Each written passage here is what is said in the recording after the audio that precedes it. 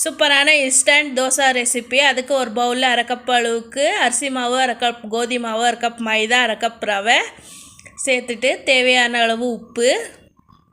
நான் கடுகு உளுத்தம்பருப்பு தாளித்து வச்சுருக்கேன். அதை போட்டுட்டு கட் பண்ணி வச்சுருக்கேன் வெங்காயம், பச்சை மிளகா, கொத்தமல்லி, திருவின கேரட் சேர்த்து தண்ணி விட்டு நல்லா கட்டி இல்லாமல் கலந்துக்கோங்க.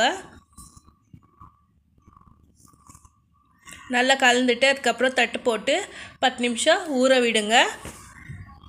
தவா வச்சு தவா காஞ்சதும் அது மேலே மாமூலி தோசை மாதிரி ஊற்றி எண்ணெய் விட்டு நல்லா 2 பக்கமும் ரோஸ்ட் பண்ணி எடுத்துக்கோங்க.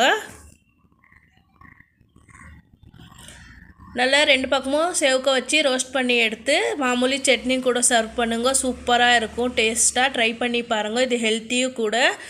இந்த வீடியோ பிடிச்சிருந்தா லைக் பண்ணுங்கள், கமெண்ட் பண்ணுங்கள். அப்படியே நம்ம சேனலை சப்ஸ்கிரைப் பண்ணிக்கோங்க. Keep supporting always. Thank you all.